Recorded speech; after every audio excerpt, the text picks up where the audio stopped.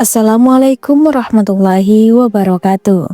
Di balik jalan raya yang bising dan panasnya terik mentari, seorang polisi muda bernama Rangga bertugas seperti biasa.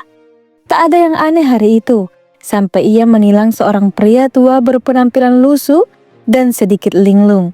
Tapi siapa sangka, pria itu menyimpan rahasia besar yang akan mengubah hidup Rangga selamanya. Terus simak video ini hingga selesai, jangan sampai ada yang terlewatkan. Semoga kamu yang menonton ini selalu sehat, diberi rezeki berlimpah, dan dilindungi dari segala mara bahaya. Lagi ngapain nih? Atau nontonnya dari kota mana? Jangan lupa absen di kolom komentar ya.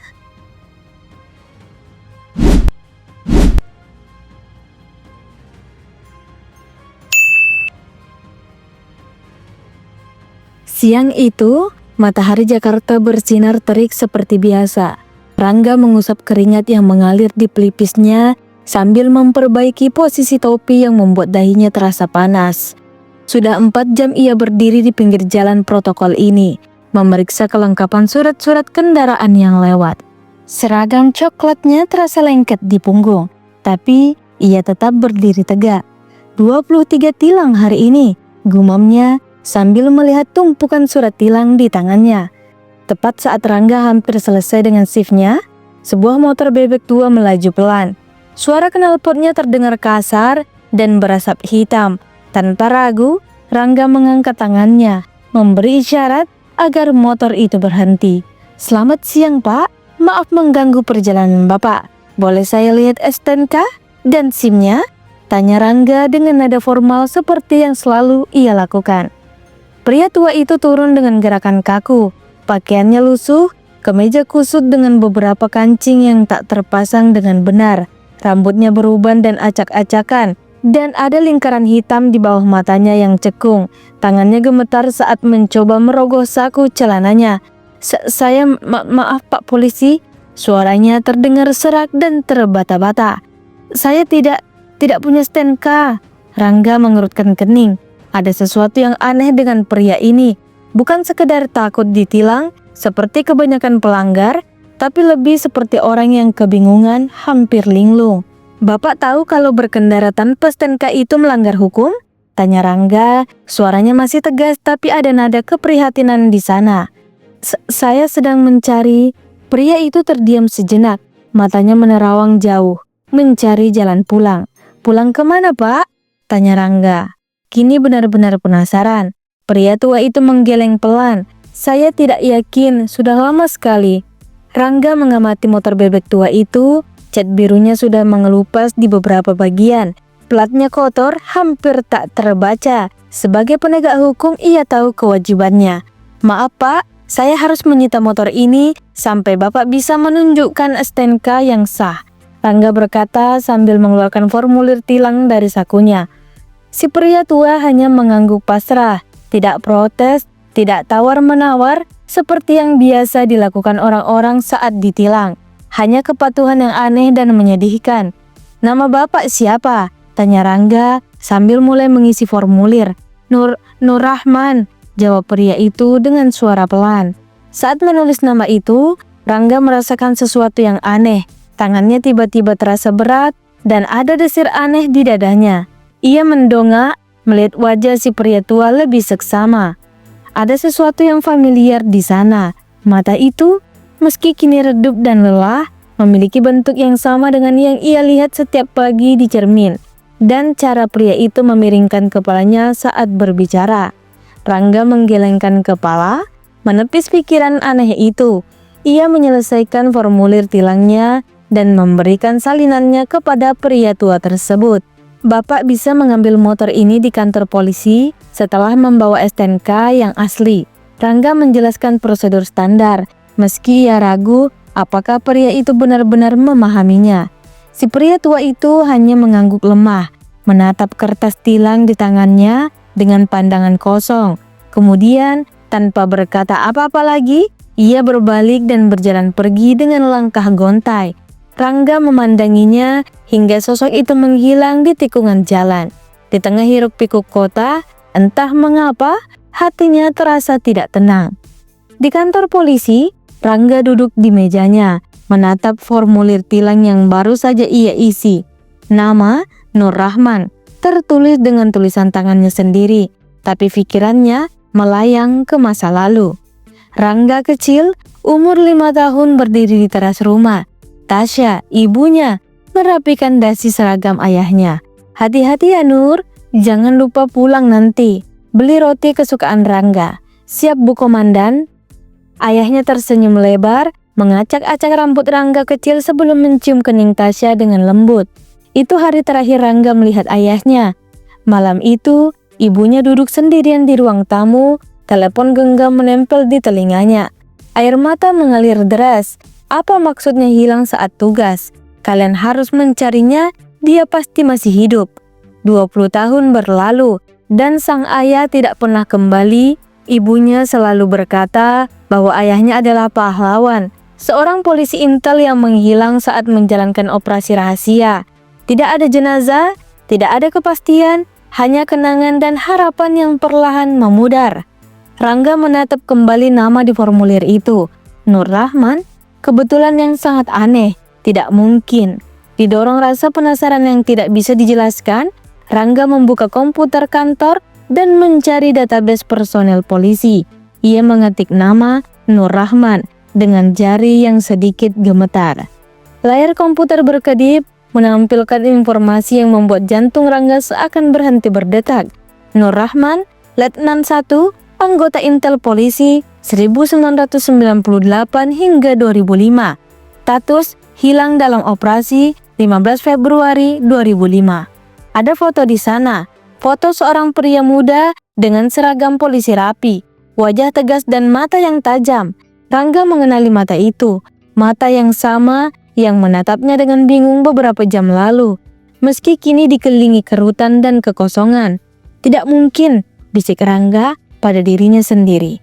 Dengan tangan gemetar, ia mencari nomor telepon ibunya di ponsel, tapi kemudian berhenti. Bagaimana ia bisa menjelaskan semua ini? Bagaimana jika ia salah? Ia tidak bisa memberi harapan palsu pada ibunya yang sudah bertahun-tahun mencoba melupakan luka lama. Ia harus memastikannya sendiri dulu.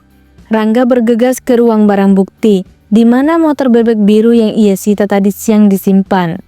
Dengan senter kecil, ia memeriksa setiap sudut motor itu, mencari petunjuk apapun yang bisa mengkonfirmasi dugaannya. Di bawah jok motor, tersembunyi di kantong kecil yang hampir tak terlihat, Rangga menemukan sebuah dompet kulit usang. Isinya hanya beberapa lembar uang kusut dan sebuah foto. Foto seorang anak kecil yang tersenyum lebar, berdiri di depan rumah sederhana. Rangga mengenali rumah itu, mengenali anak itu dirinya 20 tahun lalu. Di mana pria yang dibawa kemari siang tadi, yang tidak memiliki STNK, tanya Rangga tergesa-gesa pada petugas jaga. "Oh, kakek-kakek yang bingung itu ada di ruang tunggu, belum ada yang menjemputnya." Rangga berlari ke ruang tunggu. Di sudut ruangan, duduk sendirian. Pria tua itu menatap kosong ke lantai. Ia tampak lebih kecil dan rapuh di bawah cahaya neon kantor polisi. Rangga berdiri di hadapannya. Jantungnya berdegup kencang. Pikirannya berkecamuk dengan 1000 pertanyaan dan emosi. Pak Nur Rahman?" panggilnya dengan suara yang ia usahakan agar tidak bergetar. Pria tua itu mengangkat wajahnya perlahan. Saat pandangan mereka bertemu, ada sesuatu yang berubah di mata redup itu. Sebuah percikan kecil pengakuan. "Kamu, Rangga?" Suaranya nyaris tak terdengar, lebih seperti bisikan. Sesuatu pecah dalam diri Rangga. Air mata yang telah ia tahan selama bertahun-tahun, kesedihan seorang anak yang kehilangan ayahnya, harapan yang tak pernah benar-benar padam, semua membuncah keluar. "Ayah," kata itu terasa asing di lidahnya, kata yang tidak pernah ia ucapkan selama 20 tahun terakhir. Air mata mengalir di pipi keriput pria tua itu. Dengan gerakan ragu, ia mengulurkan tangannya yang gemetar, menyentuh wajah Rangga seolah untuk memastikan bahwa ia nyata, bukan sekedar hayalan. Anakku sudah besar," bisiknya, suara pecah oleh emosi. Rangga tidak bisa menahan diri lagi. Ia berlutut dan memeluk pria tua itu, ayahnya, dengan erat. seolah takut ia akan menghilang lagi. "Kemana saja ayah selama ini?" tanya Rangga di sela isak tangisnya. Nur Rahman dengan suara yang kadang putus-putus dan pikiran yang kadang melompat-lompat menceritakan kisahnya. Operasi intelijen yang gagal, penangkapan, penyiksaan yang membuatnya trauma, dan kehilangan sebagian ingatannya. Pelarian, hidup terlunta-lunta dari satu kota ke kota lain. Ingatan yang datang dan pergi seperti ombak, kadang jelas, kadang blur. "Saya selalu mencoba pulang," katanya, "tapi tidak ingat jalan, tidak ingat alamat, hanya wajah kalian yang selalu ada di sini." Ia menunjuk kepalanya sendiri, dan di sini jarinya yang kurus menunjuk dadanya. "Apa ayah ingat ibu, Tasya?" tanya Rangga hati-hati. Mata tua itu berbinar. Tasya selalu senyumnya seperti matahari. Rangga mengeluarkan ponselnya, membuka foto ibunya yang kini telah berusia 55 tahun, tapi masih cantik dengan rambut yang mulai beruban. "Ini ibu sekarang." Nur Rahman menatap foto itu lama sekali. Air mata kembali mengalir di pipinya yang cekung. Masih cantik, masih seperti matahari. Perjalanan pulang terasa seperti mimpi. Rangga menelpon ibunya, hanya mengatakan bahwa ia akan membawa seseorang yang sangat penting untuk ditemui. Ia tidak berani mengatakan lebih, takut memberikan harapan yang terlalu besar jika ternyata semua ini hanya kebetulan yang kejam. Mereka sampai di rumah sederhana, tempat di mana Rangga tumbuh besar, rumah yang masih ditinggali ibunya hingga kini.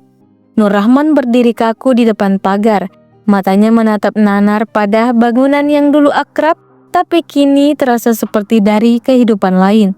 "Ini rumah kita?" tanyanya pelan. Rangga mengangguk, tidak mempercayai suaranya sendiri untuk berbicara. Pintu depan terbuka dan Tasya keluar. Ia masih mengenakan celemek memasak, mungkin sedang menyiapkan makan malam saat Rangga menelpon. "Rangga, ada apa?" Kata-katanya terputus saat melihat sosok yang berdiri di samping anaknya.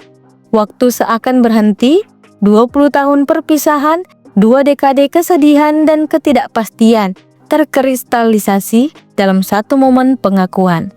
"Nur," bisik Tasya, suaranya gemetar oleh ketidakpercayaan dan harapan yang tak berani ia nyalakan.